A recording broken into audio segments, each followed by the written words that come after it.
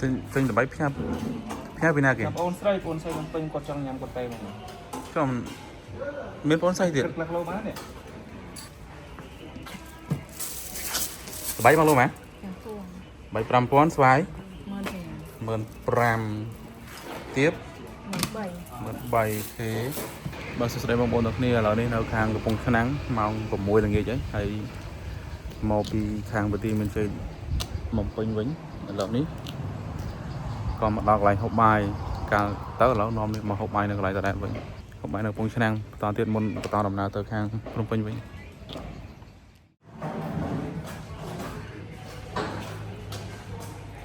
ទិញដើម្បីផ្ញើពីណាគេបងស្រីបំពេញគាត់ចង់ញ៉ាំគាត់តែមកក៏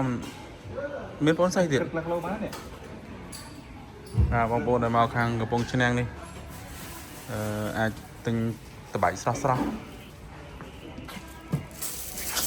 តបៃមកលោកម៉ា3 5000ស្វាយ15000ទៀត13,000ទេចឹងទាំងទីទាំងស្វាយអស់18000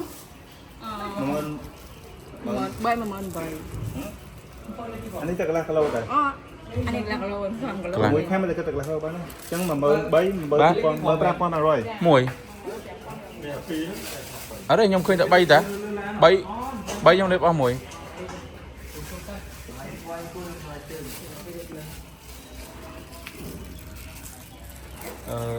បាយក្តាំងនេះបាយក្តាំងរសជាតិមិនវិញមិនរសជាតិបាយក្តាំងទេណាបាយក្តាំងមួយដុំ10000បានមិញ17000ហ៎បាយក្តាំងនេះ17000នេះដលងក្របលពៅក្របទំពាំងបាយជូរក្របឈូកអំបិល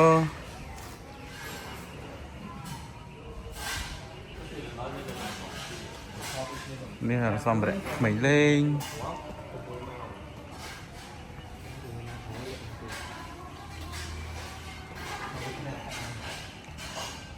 ខាងនេះវត្ថុអនុស្សាវរីយ៍ខ្មែរយើងតែមួយខ្មែរដើម្បីខ្មែរមានចម្លាក់ឈើទៀតមានកបោបមានកាក់បេះដូងនេះដល់វគ្គវត្ថុអនុស្សាវរីយ៍សម្រាប់ទិញធ្វើជាកាដូនិងសម្រាប់ក្មេងលេងអីបតោងសោយនឹងមានច្រើនណាស់នេះខ្សែចងសក់នេះមានដែរខ្នើយនេះខ្នើយburger 35,000មួយហើយ burger នេះប្រអប់ដាស់ក្រែនេះក៏ដាក់លក់ដែរនេះក្រែក៏ដាក់លក់តា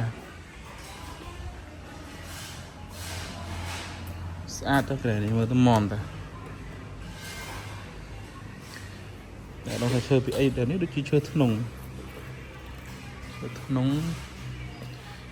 នេះមួយដែរនេះស្ករនេះបានសួរគាត់កាលមកពីម្សិលមិញដែរគាត់ថាមួយឆ្នាំដីនេះតម្លៃ25,000តែអត់ដឹងថាប៉ុន្មានគីឡូទេដល់ថ្ងៃធ្ងន់គួរសមដែរហើយខាងនេះតងនេះខ្ញុំហៅតងមួយឈើគេមុំស្អាតឈើតែអត់ដឹងថ្លៃប៉ុន្មានទេនេះនៅខាងកំពង់ឆ្នាំងកន្លែងហូបបាយកាលមកមិនសឹមហូបបាយនឹងដែរឥឡូវនេះមកពេលល្ងាចទៅហូបបាយនឹងទៀតកន្លែងគាត់ហូបធូរថ្លៃហើយឆ្ងាញ់ចឹងក៏